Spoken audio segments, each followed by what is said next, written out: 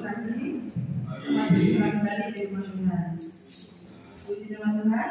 Pada kesempatan pagi ini kita bisa bertemu di tempat ini dalam keadaan sehat dan penuh sukacita.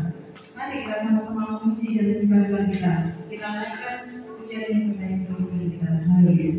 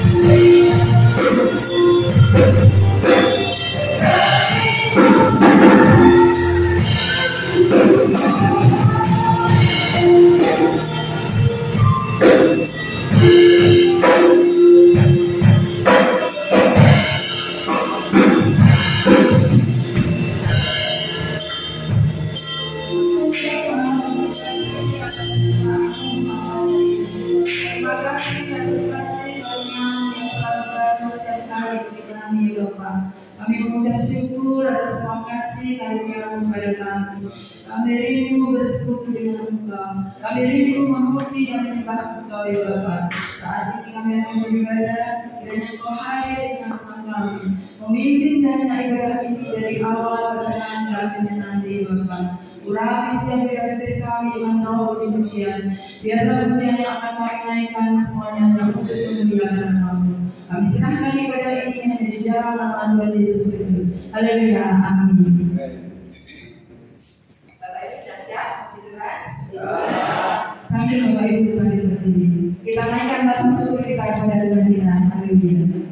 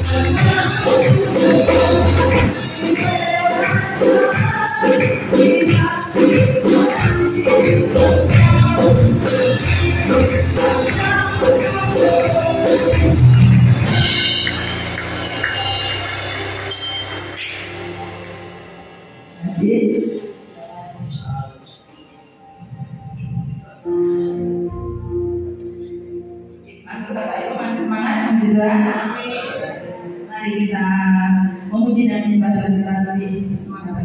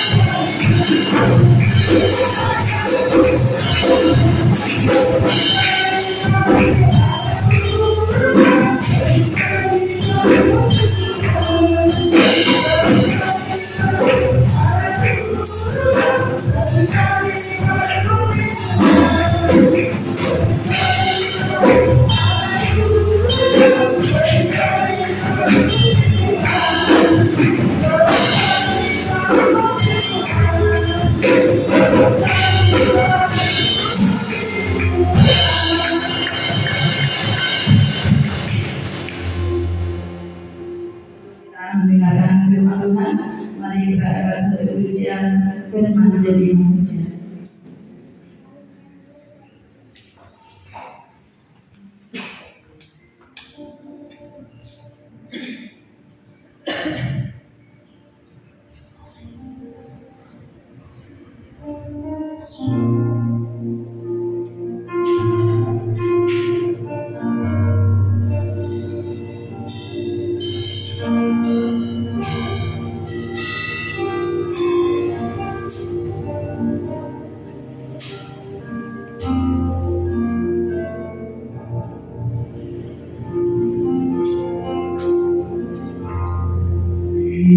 Menjadi manusia, diam-diam tiada tinggal. Airku terdapat di manusia, berkorban bagi dunia. Yesus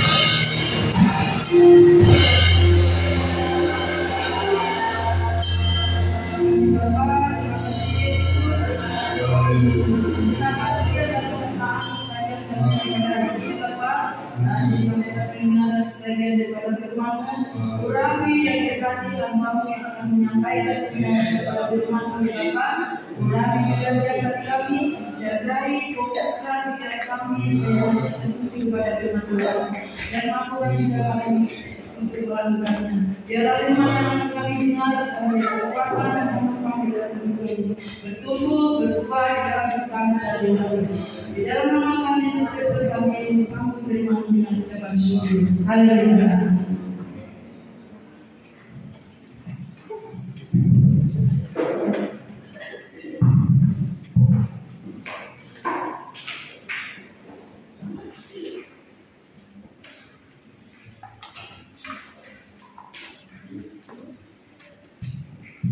Shalom. Puji Tuhan, pagi hari ini kita akan belajar bersama mengenai firman Tuhan. Dan saya berikan judul, apakah Yesus ada di Perjanjian Lama? Menurut Bapak Ibu, apakah kitab-kitab ini yang terdiri dari 39 kitab Perjanjian Lama dan 27 kitab Perjanjian Baru itu apa dua kelompok atau satu kelompok? Kalau kita kebanyakan orang Kristen itu menganggap seolah-olah Yesus itu adanya di Perjanjian Baru saja. Yesus itu sifatnya kasih, penyayang, sabar. Itu seolah-olah adanya di Perjanjian Baru saja. Tapi kalau kita boleh meneliti lebih dalam, Yesus itu sudah ada sejak awal. Jadi sebelum dunia diciptakan, Yesus itu ada. Nanti kita akan sama-sama mempelajari buktinya. Jadi firman yang jadi manusia itu dari awal sudah ada. Hanya saja Yesus secara manusia yang inkarnasi ke dalam wujud manusia itu ada di Perjanjian Baru atau di Injil. Jadi Yesus lahir di Bethlehem dalam wujud manusia.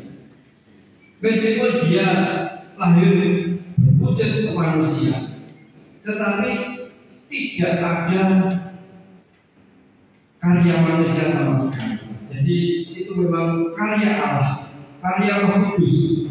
Dia dikandung seorang perempuan yang masih perawan. Kalau namanya perawan, apalagi tidak punya suami, tetapi ini bisa hamil. Ini adalah karya Roh Kudus. Bagi manusia tidak mungkin. Pasti orang banyak kan, kalau ada tetangganya belum punya suami hamil, pasti berkunci, pasti menerka-nerka, bahkan itu anak siapa. Itu kalau manusia ya, tapi ini Yesus lain. Jadi kita buka di dalam Yohanes pasal 6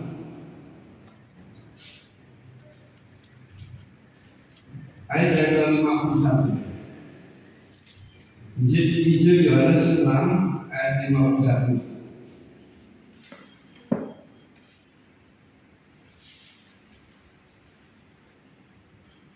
Saya akan bacakan Injil Yohanes pasal 6 ayat yang 51. Akulah roti hidup yang telah turun dari surga. Jika seorang makan dari roti ini, ia akan hidup selama-lamanya. Dan roti yang kuberikan itu ialah dagingku yang akan kuberikan untuk hidup dunia. Amin. Saudara yang terkasih, Yesus dengan jelas mengatakan, akulah roti hidup yang turun dari surga. Yang turun dari surga itu tidak ada yang lain selain Yesus. Jadi kalau agama lain itu dalam kondisi mimpi ya saudara. Jadi mimpi naik ke langit 7 itu diartikan naik ke surga. Tapi mimpi saudara, dan mimpi itu tidak ada saksinya. Mimpi itu kebenarannya juga abstrak, jadi tidak jelas. Tetapi kalau Yesus turun dari surga, dia jelas disaksikan banyak orang. Dia naik ke surga, disaksikan banyak orang. Tetapi banyak orang itu juga yang menganggap itu dongeng, menganggap itu tidak nyata. Meskipun dia melihat, karena apa saudara? Karena ada unsur tidak suka, ada kebencian. Demikian dalam kehidupan kita. Kalau kita berdasarkan kebencian, akar pahit, maka melihat yang baik-baik itu gak mau terima. Yang diterima adalah yang baik untuk saya saja. Yang baik untuk yang lain, gak percaya, aku sih. Seperti itu saudara. Roti hidup, kalau di bangsa Israel, Tuhan memelihara bangsa Israel keluar dari Mesir itu dengan memberikan mana. Mana itu bentuknya kecil-kecil, rasanya manis. Dia untuk makanan bangsa Israel ketika hari Sabat. Jadi hari Sabtu itu disuruh mengumpulkan mana yang banyak. Hari Sabat yang dia tidak usah bekerja, tetapi sudah dicukupkan dengan makanan-makanan itu. Sehingga bangsa Israel dipermudah Tuhan. Tetapi masih banyak juga yang mengatakan kepada Musa yang bersungguh-sungguh, Musa, kenapa kau membawa kami keluar dari Mesir? Di Mesir banyak susu, banyak madu. Di sini kita kelaparan, kita menderita. Saudara yang terkasih, kalau kita melihat secara fisik, secara jasmani, maka di Mesir pun mereka juga senang. Tetapi Musa, Tuhan itu melihat dari segi rohaninya. Kalau bangsa ini di Mesir adalah bangsa jajahan, dia tidak berkuasa, dia tidak berhak, dia menjadi budak, disuruh kerja paksa. Tetapi bangsa Israel di Mesir itu merasa senang. Ada apa? Kadang orang Kristen itu disuruh kerja paksa oleh dunia, senang sekali. Tetapi kalau disuruh mencari hadirat Tuhan, seolah-olah merasa berat. Tuhan,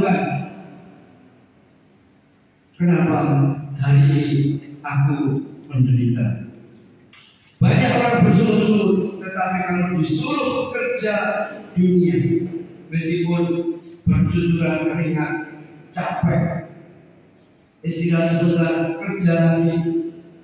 Kalau untuk dunia, banyak orang yang senang, bahkan lembur-lembur supaya dapat gaji yang lebih besar. Saudara yang terkasih, Tuhan juga mengajak kita lebih dari itu sebenarnya. Kalau kita bekerja secara duniawi, hasilnya itu materi, kesenangan duniawi.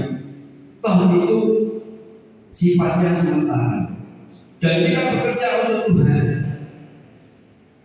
itu memang kalau di dunia itu meninggalkan kedagingan kepada biasa. Bekerja untuk Tuhan berarti kita siap meninggalkan kesenangan dunia, meninggalkan apa yang enak-enak di dunia. Tetapi Tuhan lebih tahu, Tuhan penciptanya, Tuhan yang memiliki kita. Apakah kita protes? Kalau kita menurut Tuhan, kita sesuai dengan jalan Tuhan, maka kita diarahkan kepada yang lebih sempurna. Amin. Sudah lihat terkasih, kita bekerja di dunia, oke, boleh. Tetapi satu hal, Tuhanlah yang menjadi adalah kita. Jadi ketika kita bekerja di dunia, ya kerja yang halal, yang baik. Kalau kita waktu ibadah kita konsentrasi untuk ibadah, itu untuk kekuatan jiwa kita. Jangan sampai saudara, Tuhan datangnya masih lama. Apakah kalau Tuhan datang masih lama kita gak ada persiapan? Justru Tuhan datang sekarang atau lama kita harus siap-siap. Kalau orang muda bilang, nanti aja kalau sudah tua, itu adalah bohong. Masih muda aja gak setia, apalagi tua. Tua itu banyak masalahnya, saudara. Masalah mikirkan keluarga, mikirkan anak, mikirkan diri sendiri yang capek, loyo, sakit-sakitan. Saudara yang terkasih, kalau kita tidak didik dari muda, semangat yang kuat, semangat yang pantangnya itu, maka tuanya pun loyo, tuanya lemah. Tetapi kalau dari awal, dari anak-anak kita sudah ajarkan setia sama Tuhan, maka dia pun akan mewarisi sifat-sifat setia itu sampai tua. Saudara yang terkasih, kita buka lagi di dalam Yohanes 3, Yohanes pasal 3 ayat yang ke-13. Mohon salah satu saudara untuk membacakan Yohanes pasal 3 ayat 13.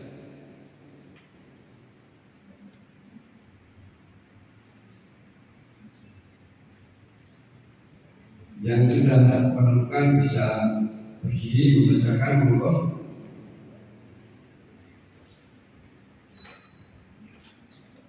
Yohanes pasal 3 ayat 15. Tidak ada seorang pun yang telah naik ke surga selain daripada Dia yang telah turun dari surga, yaitu Anak Manusia. Amin. Anak manusia di sini adalah Yesus. Tidak ada yang lain yang naik ke surga, dan Dia akan turun lagi ke dunia. Makanya Yesus dari awal sudah saya katakan, Yesus apakah ada di dalam perjanjian lama? Memang kata-kata Yesus di dalam perjanjian lama itu yang tulisannya Yesus itu nggak ada. Semua mengacu pada Yahweh, semua mengacu pada Tuhan Allah. Tetapi membuat Yesus itu banyak. Jadi para nabi, bahkan Abraham, Musa itu menubuatkan mengenai Yesus. Kalau Abraham misalnya tiba-tiba Tuhan menyuruh kurbankan anakmu untuk aku. Pada anak yang dikasih, yaitu Iskak itu dikasih Abraham, dia disuruh mengorbankan. Adalah korban yang paling disayangi, paling istilahnya dia itu cintanya setengah mati. Tetapi ketika Tuhan menyuruh, dia pun bisa merelakan. Mungkin dalam hatinya, Tuhan, ini yang kau janjikan, ini yang kau berikan. Kenapa ini kau minta lagi? Mungkin ada hati seperti itu. Tetapi karena yang menyuruh Tuhan, dia tetap berangkat. Dan ketika pisau mau dibunuskan, pisau mau ditusukkan di lehernya, tiba-tiba tangan Abraham ada yang memegang. Dan jangan lupa apakan anak itu, domba sudah disediakan, sehingga ada domba di sana itu terjepit atau terjerat dengan semak duri itu adalah karya Tuhan. Gak mungkin saudara, dari dulunya gak ada. Tetapi ketika Abraham mau membunuh anaknya, dia disediakan korban. Korban itu menggambarkan apa? Korban itu menggambarkan pengorbanan Yesus di atas kayu salib. Kalau bangsa Israel waktu di Mesir, ada tulah anak sulung mati, dia disuruh mengadakan perjanjian Paskah, sehingga ketika darah itu dipercikan di ambang itu, maka oleh Tuhan tidak mengambil, tidak membunuh anak sulung, tetapi selamat. Demikian korban itu menggambarkan bayangan Yesus yang akan datang. Sehingga kita pada hari ini sebagai orang Kristen jangan lagi. Kalau di dalam perjanjian lama itu hanya kok Allah nggak ada Yesusnya. Saudara yang terkasih, di dalam artian Yahweh Adonai itu dengan Yesus sama artinya. Kalau Yahweh Adonai itu adalah penolong. Kalau Yesus diartikan penyelamat, penyelamat juga penolong, saudara. Kristus juru selamat itu ya juga penolong.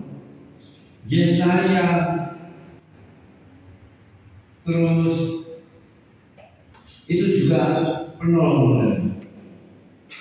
Banyak arti-arti yang sepadan. Saudara yang terkasih, memang di sisi lain dari konteks Yahudi, memang dia itu Yahweh itu dikeramatkan nama itu. Saudara yang terkasih, dari Yudaisme atau Yahudi ini, dia ketika Yesus datang nggak percaya, belum percaya. Ada yang percaya sedikit sekali, termasuk Paulus. Paulus itu ahli Taurat, saudara. Paulus itu orangnya pandai. Dia kalau masalah kitab itu melontok, hukum-hukum Taurat itu melontok, saudara. Dia itu pekerjaannya apa? Membunuh orang-orang Kristen. Dengan dalil apa? Paulus meminta kuasa kepada penguasa Romawi. Dia dengan dalil akan membunuh orang-orang yang menghujat Allah, menghujat Yahweh. Orang Kristen itu akhirnya pada awal-awal banyak yang dibunuh karena dia percaya Yesus dan Yesus sendiri dianggap Tuhan pada saat itu. Jadi ahli-ahli Taurat itu berusaha untuk membunuh orang-orang Kristen. Dan tokohnya adalah Paulus. Paulus dengan gagah kuat, dia punya kuasa dari tentara, dari pemerintahan Romawi. Kalau ada orang yang beribadah pada Yesus itu sesat, itu harus dibunuh. Pada saat itu Paulus seringkali datang ke perhimpunan orang percaya, banyak yang dibunuh. Akhirnya Paulus ditangkap Tuhan. Paulus bertobat ketika melihat cahaya yang luar biasa silaunya sehingga matanya sampai buta. Seperti kalau dulu ada gerhana matahari, kalau kita melihat secara langsung bisa buta.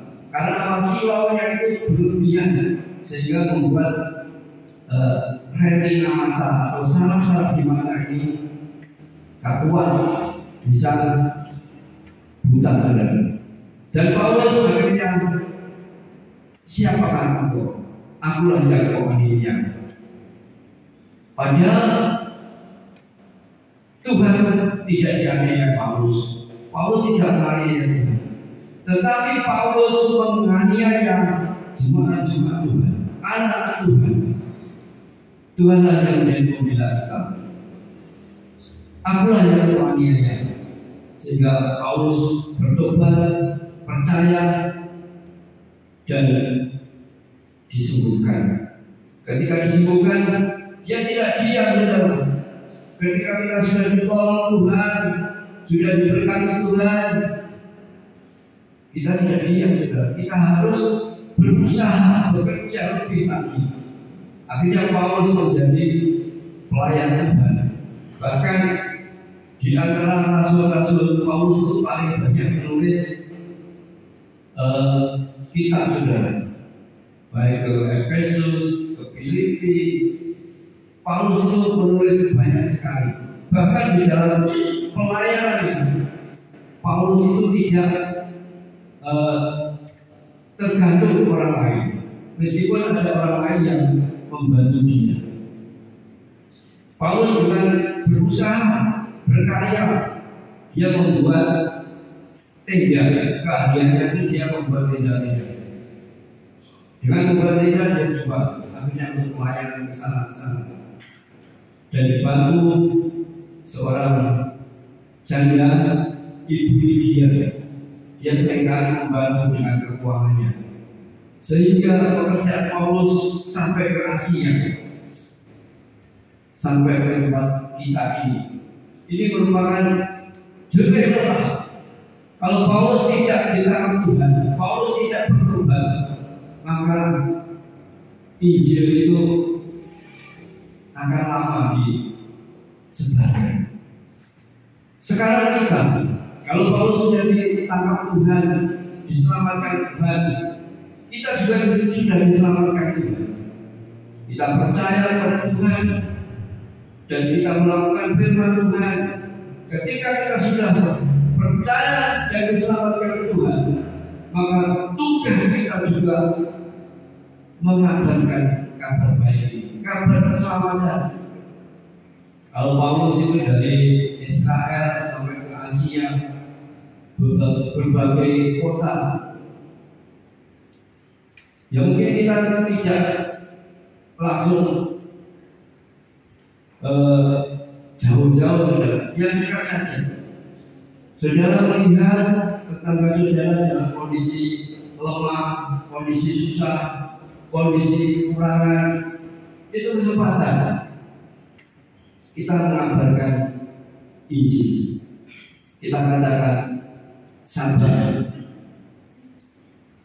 Tuhan akan menolong, Tuhan akan memberkati. Dan memang pekerjaan kita tidak sendirian, saudara. Jadi kalau kita bekerja, kita mengabarkan kabar baik, Tuhan yang akan membimbing, Tuhan yang akan memberikan pertolongan. Masalah orang itu percaya atau tidak, masalah orang itu menerima atau tidak, itu urusan Tuhan. Ibaratnya kita yang menabur, Tuhan yang menumbuhkan. Demikian di dalam kehidupan Yesus. Dia sudah ada sejak sebelum dunia dijadikan. Kita buka di dalam Yohanes 8 ayat 58. Yohanes pasal 8 ayat yang ke-58. Saya akan bacakan.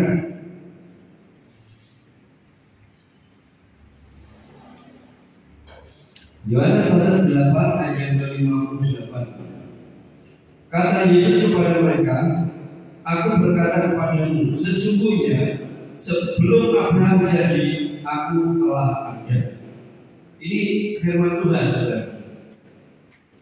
Kalau yang kita dengar atau kita mengerti hari-hari ini, mungkin Yesus itu lahir di Bethlehem tahun 2000. Berarti Abraham sudah ada. Tetapi firman Tuhan, justru Yesus ada itu sebelum Abraham lahir di dunia. Jadi pandangan kita harus kita balik. Berarti Yesus itu sebelum dunia ada, sebelum penciptaan itu ada, Yesus sudah ada. Dalam kekalan Yesus itu ada, yaitu di dalam Trinitas, satu Allah, yaitu Allah kita itu satu sebenarnya, tidak tiga. Kalau orang lain mengatakan Allahnya orang itu tiga, tidak saudara. Allah kita itu satu.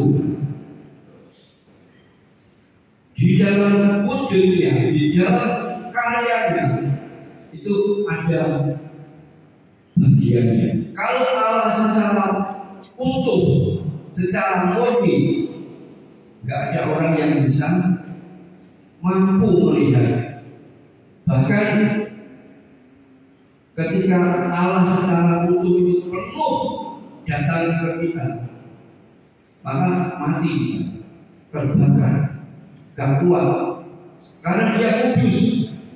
Manusia nggak ada yang kudus, saudara. Manusia itu penuh dengan dosa.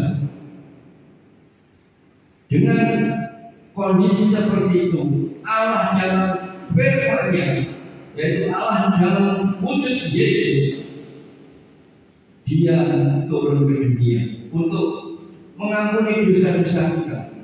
Dia disalib, Dia dimahkotai bumi, bahkan Dia mati untuk menebus dosa kita. Kenapa Allah bisa mati? Satu hal, Allah itu tidak bisa mati. Yang mati itu adalah bentuk manusianya. Jadi makanya Allah itu mengambil rupa manusia. Dia turun ke dunia dalam wujud manusia. Dia dilahirkan seorang perawan manusia. Dia lahir, tetapi sebenarnya itu adalah benih yang dikandungnya itu adalah benih Roh Kudus, Roh yang dari Allah. Roh Kudus di dunia ini tidak ada Roh Kudus. Jadi Roh Kudus itu datangnya hanya dari Allah. Ketika Dia lahir berwujud manusia, tujuannya apa? Untuk penyelamatan dunia ini bagi semua orang. Artinya semua sebenarnya diberikan hak untuk selamat. Tetapi maukah orang-orang itu yang diberi kemudahan menggunakan haknya untuk selamat? Ada yang mau, ada yang enggak. Bagi kita, keselamatan itu adalah anugerah dari Tuhan, pemberian dari Tuhan. kita tinggal melakukan saja. Kalau yang lain tidak mau, ya itu ada hukuman tersendiri, ada konsekuensinya. Kita percaya sama Yesus, kita selamat. Bukan berarti kita ini, aku percaya selamat. Percaya di sini artinya dengan sungguh-sungguh, dengan segenap hati, dengan segenap kekuatan kita, dengan segenap jiwa kita, dengan segenap harta kita. Banyak orang percaya, aku percaya Yesus, tapi alasan senengannya jadi duniawi. Nah itu apakah itu dikatakan percaya? Itu setengah percaya, bahkan seperempat percaya. Tapi kalau namanya percaya, apapun yang di hadapan kita, apapun yang kita hadapi, kita tetap setia. Kalau kita masih muda, ya kita gunakan kekuatan kita. Kita punya keahlian memuji Tuhan, kita gunakan. Jangan sampai saudara di rumah karaoke, di gereja nggak mau nyanyi. Nah itu berlawanan saudara. Tinggal saja keahlian itu kita asah, kita latih. Ya mungkin latihannya nggak harus langsung di depan ini.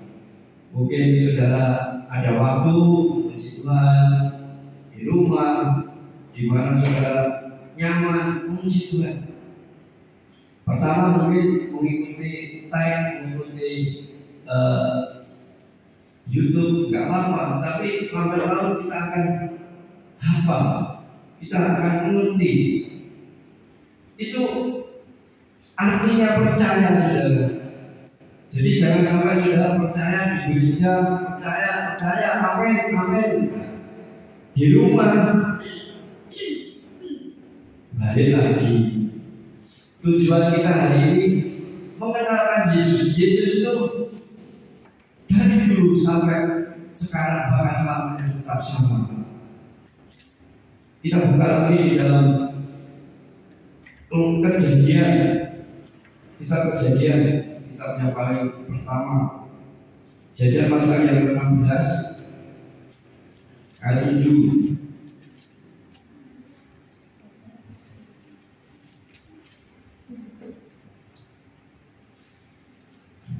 Saya akan baca Kejadian pasal 16 ayat yang ke-7 sampai 11. Kejadian 16 ayat 7 sampai 11. Lalu malaikat Tuhan menjumpainya dekat suatu mata air di padang gurun, yakni dekat mata air di jalan Kesur. Katanya, Hagar membangun serai, dari manakah datangmu dan kemanakah pergimu? Jawabnya, aku lari meninggalkan serai menyapu. Lalu kata malaikat Tuhan itu kepadanya, kembalilah kepada nyonya-mu, biarkanlah engkau ditindas di bawah kekuasaannya. Lagi kata malaikat Tuhan itu kepadanya, aku akan membuat sangat banyak keturunanmu sehingga tidak dapat dihitung karena banyaknya. Selanjutnya kata malaikat Tuhan kepadanya, engkau mengandung dan akan melahirkan seorang anak laki-laki dan akan menamainya Ismail, sebab Tuhan telah mendengar tentang penindasan atasmu itu. Amin. Saudara yang terkasih, kata malaikat di sini itu sebenarnya adalah Yesus. Kalau malaikat dia tidak berkuasa untuk menjanjikan sesuatu, tetapi kalau Yesus itu punya kuasa. Di sini dikatakan keturunanmu akan sangat banyak.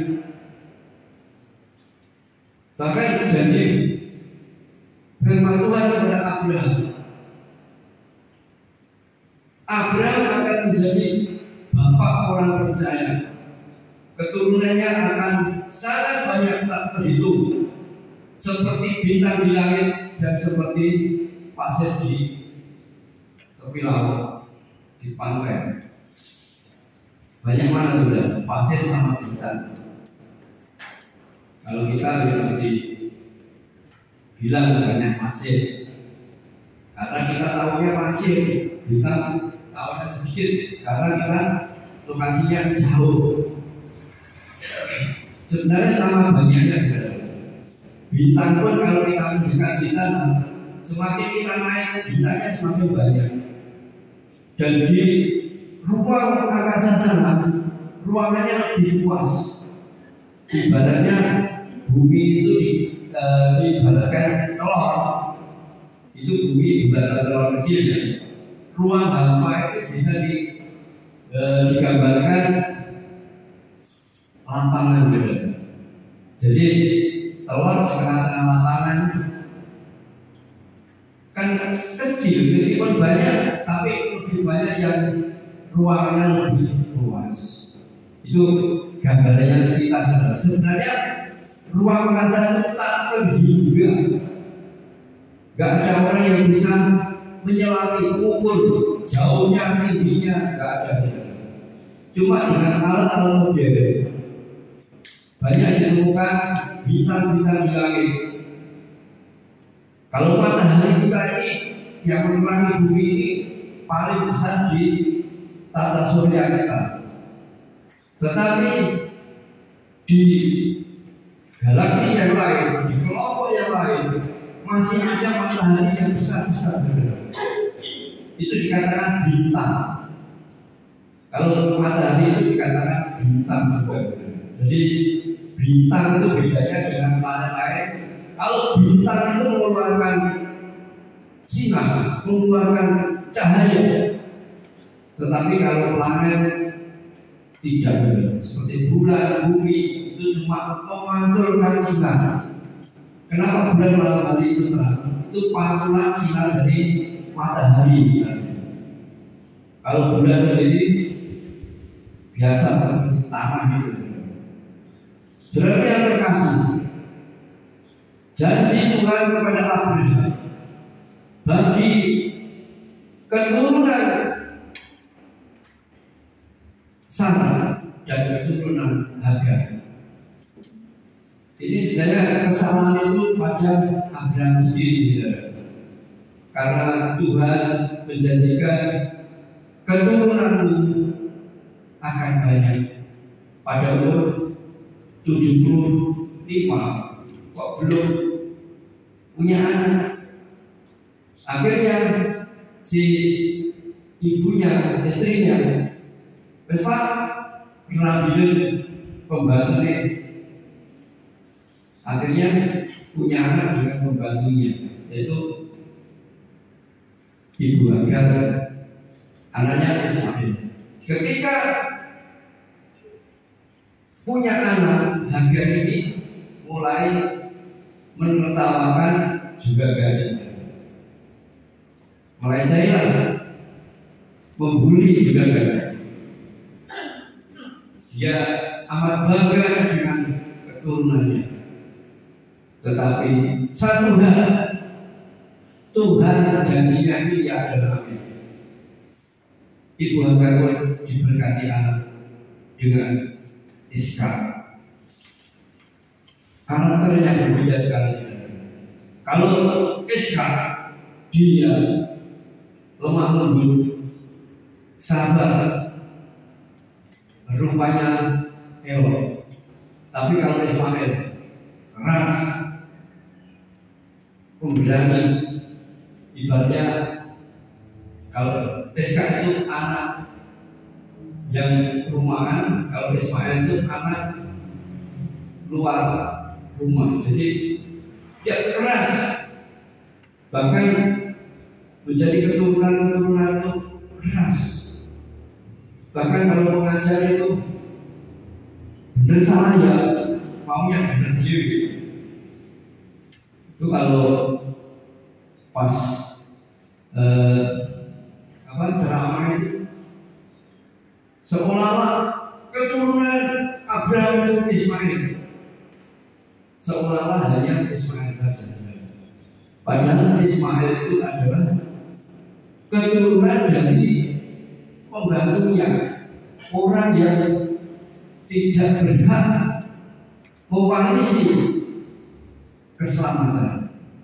Yang berhak mewarisi keselamatan adalah Abraham dengan Sarah, dengan anaknya Ishak.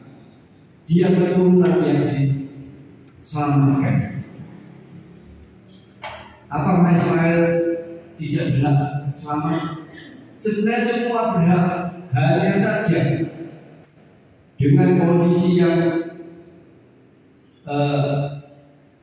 maunya gue, menangnya gue, dia seringkali mengatakan yang lain itu sesat, yang lain itu kafir. Padahal dia sendiri belum tentu lebih baik. Tetapi kalau pengajaran kita yang kafir kita layani, yang berdosa apapun kita layani, kita tidak memandang dosa. Dosa itu urusannya dengan Tuhan. Tujuan kita menyelamatkan, memberitakan Injil. Toh kalau dia mau selamat, orang yang berdosa pun Tuhan terima, Tuhan ampuni. Tetapi kalau orang berdosa tidak percaya, ya itu urusannya dengan Tuhan. Saudara yang terkasih, ini masih ada 3 poin lagi. Saudara sabar. Ini demi kita, supaya kita mengenal Yesus di dalam perjanjian lama ya. Yesus adalah pencipta segala sesuatu. Yohanes 1 ayat 3. Boleh dibacakan supaya cepat. Saudara cepat membacakan, nanti cepat selesai.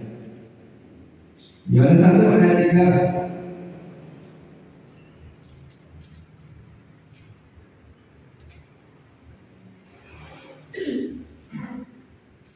Moga yang di depan.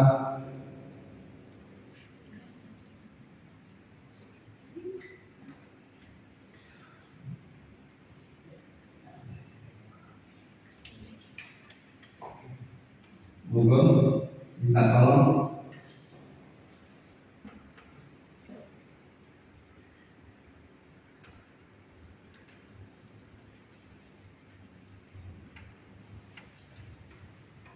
Yohanes 1 ayat 13, segala sesuatu dijadikan oleh Dia, dan tanpa Dia tidak ada suatu apapun yang telah jadi dari segala yang telah dijadikan.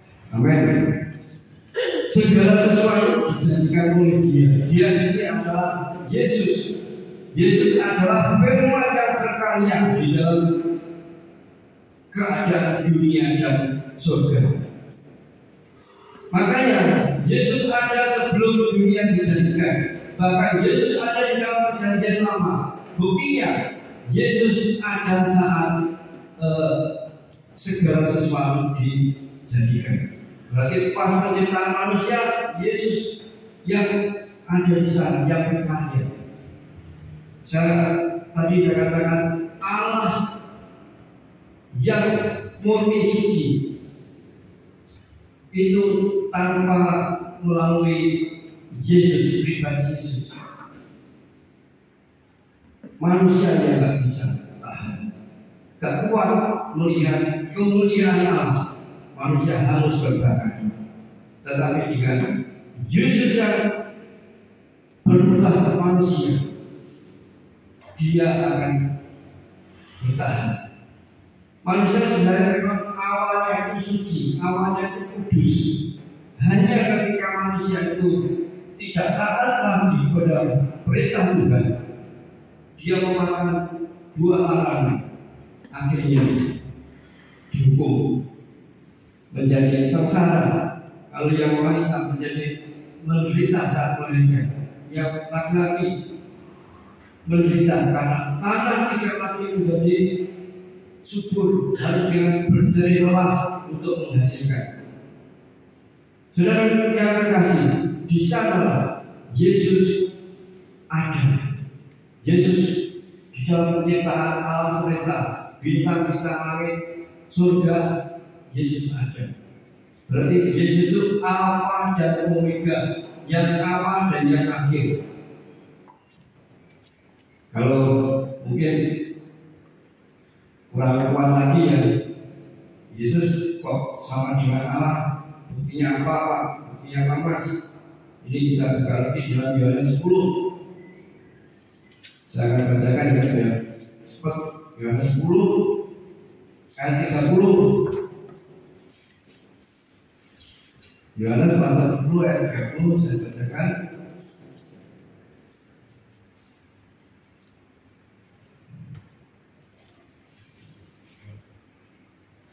Yohanes pasal 10 ayat 30.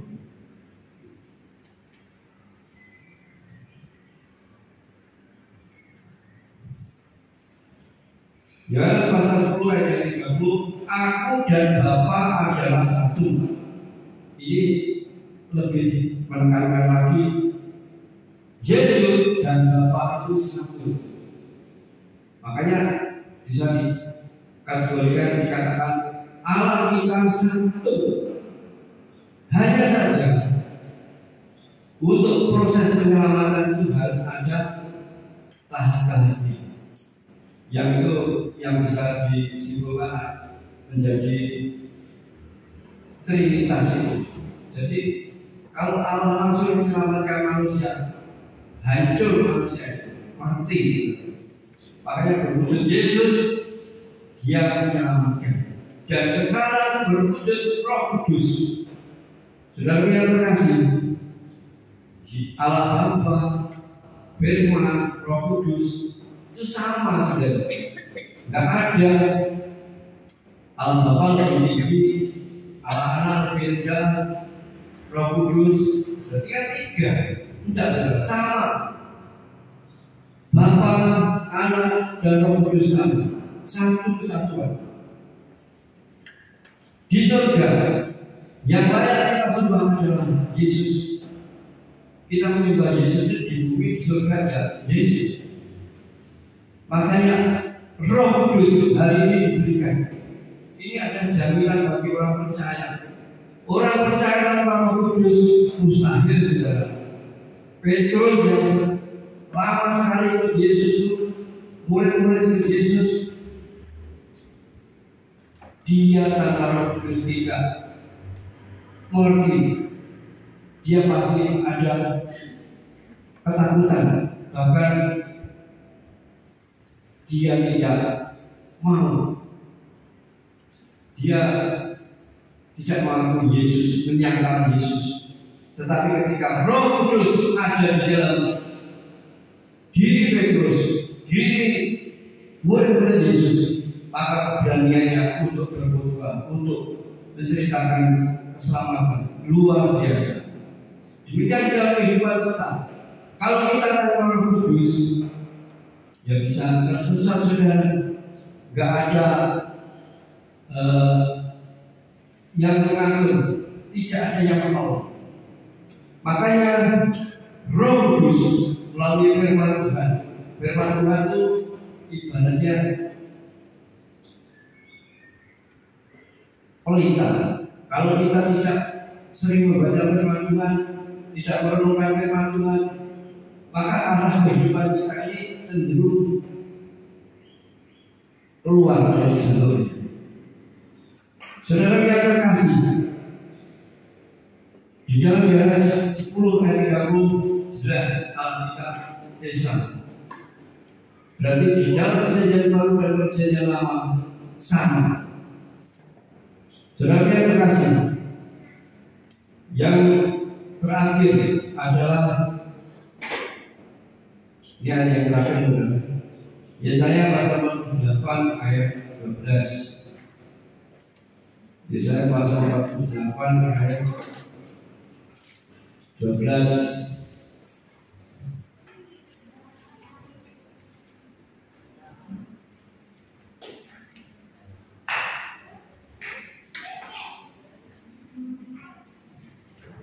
Yesaya 48 bab ayat yang ke-12 akan bacakan.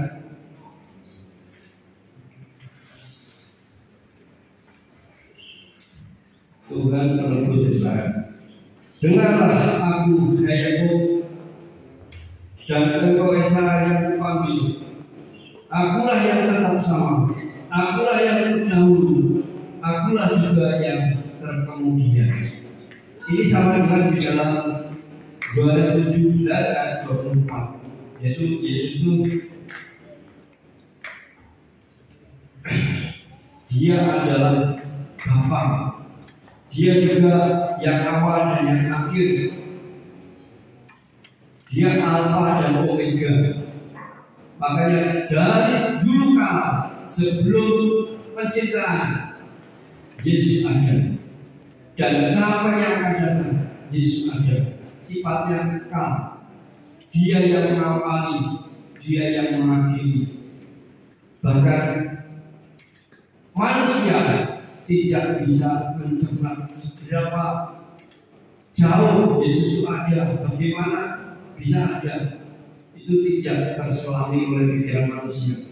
Tetapi kita percaya Yesus berkarya sampai hari ini melalui Roh Kudus. Mungkin di dalam kehidupan saudara diberkati atau dipimpin oleh Roh Kudus. Saudara mengalir, saudara setia sama Tuhan, maka pimpinan Roh Kudus itu semakin hari semakin dekat. Ketika kita mau melakukan yang jahat, jangan stop. Tetapi ketika melakukan yang baik, yang bilang jangan, jangan. Ya, iblis juga mempengaruhi kita. Jadi jangan keliru. Nanti saya juga ada mendengar suara itu bisa dari Tuhan juga bisa dari setan. Tinggal nanti kita membedakan roh itu. Jadi kalau roh untuk kebaikan, roh untuk keselamatan, itu jasanya Tuhan. Kalau roh untuk memecah belah, untuk kebinasaan, untuk hal yang jahat, maka datangnya jadi setan. Bahwa pemain musik benar-benar terkasih firman Tuhan, Dia bisa membuka seluruh mata kita. Kita melihat Yesus secara utuh. Yesus ada juga di dalam perjanjian lama. Yesus juga ada sebelum penciptaan. Inilah karya Maha Besar, karya yang luar biasa. Dan mungkin bagi kita, ini penting untuk dasar iman kita, supaya ketika kita berdialog, ditanya, alamu terlalu ya gas, alamu mati ya, enggak. Yang mati itu adalah kemanusiaan dari Yesus. Allah tidak bisa mati saudara. Puji Tuhan, kita balik berdiri, oke, GR sehingga bisa masuk ke depan. Kita berikan tak tersembunyi kuasa.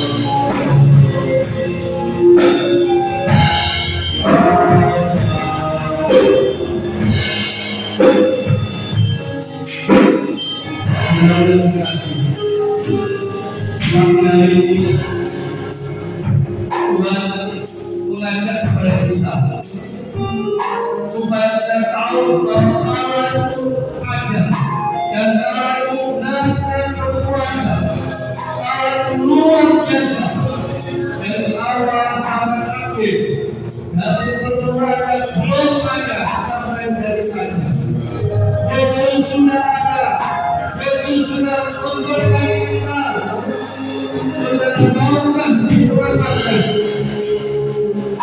Hari ini apa yang saudara pikirkan ketika saudara menemukan firman itu, saudara melakukannya, saudara menjadi kaum firman, itu akan menjadi kehidupan kita. Itu menjadi sesuatu oleh Tuhan. Tuhan kumpul kehidupan kita ini. Tuhan menunggu apa yang saudara lakukan Tuhan. Yaitu perubahan hidup, ajaran hidup, maka keselamatan, kabar-kabar baik, saudara sampaikan, saudara bacakan. Tuhan kasih. Tuhan menunggu anak tempat ini untuk memakai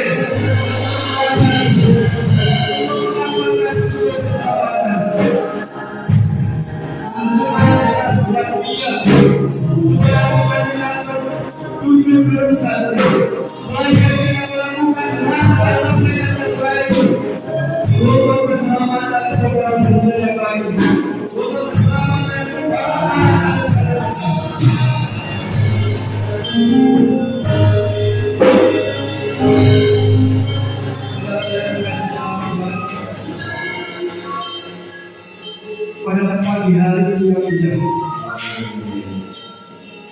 kami serahkan semua jemaat timbang ini pada Tuhan. Tuhan, Engkau yang amat tahu, Engkau yang berkata ya Bapa, Engkau akan membekali kami dan hebat surga kami, Engkau akan berkali kami dengan kewajiban dari surga yang Tuhan. Pakai kami semua Tuhan, supaya kami menjadi jemaat yang aktif, menjadi jemaat yang hanya percaya sungguh-sungguh Tuhan, melakukan kehendak-Mu, melakukan apa yang Engkau utus ya Bapa. Demikian Tuhan kita menghadapi tanggal. Kami serahkan dalam tangan-Mu Tuhan. Biarlah Engkau yang akan ambil alih, Engkau yang akan pakai kami anak Tuhan untuk menyukseskan, untuk menjadi berkat di tengah-tengah gereja tempat ini, bahkan untuk jemaat yang lain, untuk masyarakat Indonesia, untuk bangsa Indonesia, untuk desa Kalimantan ini ya Tuhan. Engkau selamatkan ya Tuhan. Dan Bapa, melalui firman ini, Engkau teguhkan iman kami, supaya kami percaya, kami tidak goyah, kami punya Tuhan yang biasa, kami punya Tuhan yang esa, yaitu Yesus Kristus. Terima kasih ya Tuhan. Engkaulah Allah yang menciptakan langit dan bumi, Engkau yang menciptakan segala sesuatu di tempat ini. Demikian Tuhan, Engkau yang kami sembah, Engkaulah Allah yang biasa. Terima kasih Bapa. Biarlah kuasa firman-Mu Engkau putraikan di dalam setiap hati kami, dan firman-Mu Tuhan Engkau akan membuat lebih banyak lagi orang-orang percaya dan diselamatkan. Terima kasih Tuhan. Segala puji hormat bagi nama Tuhan Yesus Kristus. Kami alaskan doa ini. Haleluya. Amin. Silakan duduk.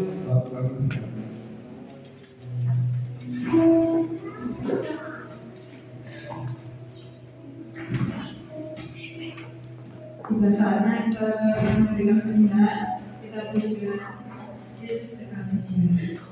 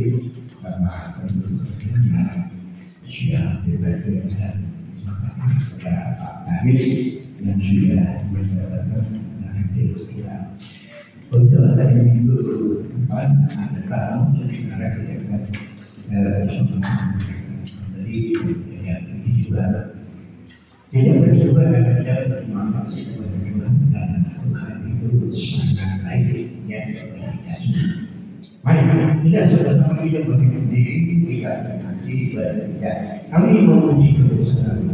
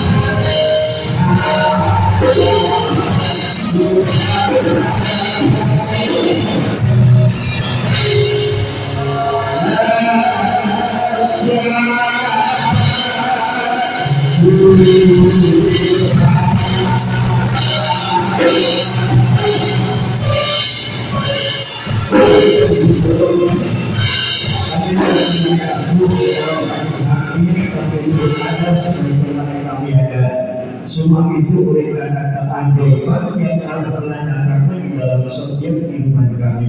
Kami berterima kasih Tuhan telah kali kami dengan kebenaran firman-Mu sehingga kami boleh menjadi jemaat yang semakin dewasa baik secara kuantitas dan kualitas, sehingga setiap kehidupan kami dimanapun kami berada kami boleh menjadi berkat yang daripada Tuhan. Jika roh keberanian untuk kami berkata-kata tentang Injil kerajaan surga, mengatakan bahwa antara Tuhan dan Juru Selamat tidak ada yang boleh ditoleransi di muka bumi apa yang sedang terjadi mereka, sehingga setiap betul-betul setiap mulut yang mengaku bahwa Yesus adalah satu-satunya Tuhan dan Juru Selamat bagi dunia ini. Terima kasih Bapak, berkati hamba-Mu yang sudah melayani memberikan kepada pagi hari ini baik dari berdoa puji peristiwa hamba-Mu yang sudah menyampaikan firman-Mu yang hari pertama hari Tuhan berikan roh untuk menyampaikan seluruh isi hati daripada Tuhan dan segala rahasia kebenaran daripada Tuhan. Memberkati setiap firman dan perserahan oleh jemaat Tuhan, semuanya Tuhan uruskan agar berkenan di hadapan Tuhan, dan Tuhan akan mengembalikan lipat kali ganda sesuai dengan kebenaran daripada firman-Mu. Kami serahkan memberikan sepanjang satu pekan ke depan, yang kiranya Tuhan berkati Tuhan hamba-Mu yang akan ambil bagian pelayanan Tuhan, haleluya, yang kiranya Engkau persiapkan mereka urapi dengan antara urapan khusus daripada Tuhan untuk memberkati kami semua melalui kebenaran daripada firman-Mu. Terima kasih Bapak yang tidak sempat hadir pada sampai hari ini. Tuhan, yang kiranya Engkau akan tolong dan Engkau campur tangan. Engkau memberkati mereka yang dalam keluarga yang susah diberikan dan yang sakit dalam nama Yesus. Dalam nama Yesus.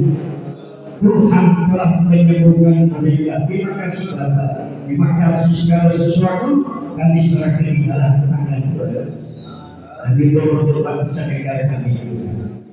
Biar kiranya Tuhan memberkati para pemimpin bangsa kami.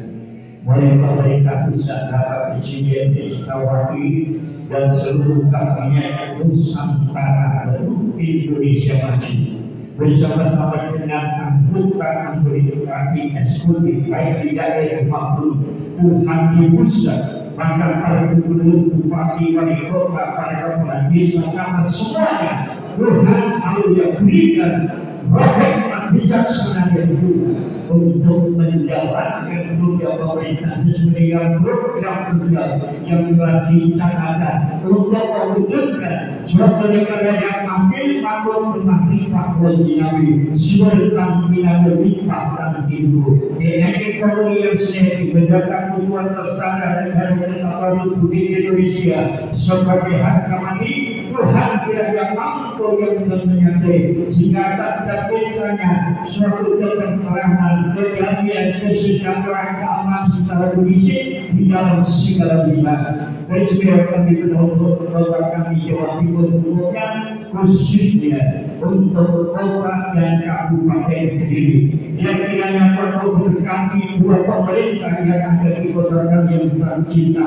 Turunnya Tuhan ke wilayah kecamatan Ganda sampai kepada desa kami di mana kami beribadah kepada-Mu dengan bebas dan luasa.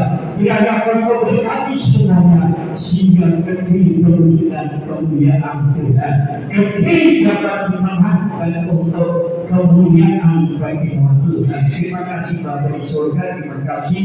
Saudara kami akan memisahkan yang lain. Kembali ke rumah kami masing-masing. Tuhan sesuai perkara kami diberikan hikmat dengan selamat dan sejahtera sehingga kami boleh berdoa kembali untuk bersama-sama memuji dan mempergunakan nama daripada Tuhan. Terpujilah bagi nama-Mu untuk selama-lamanya. Terima kasih Tuhan. Hasil dalam yang tidak sedih Tuhan.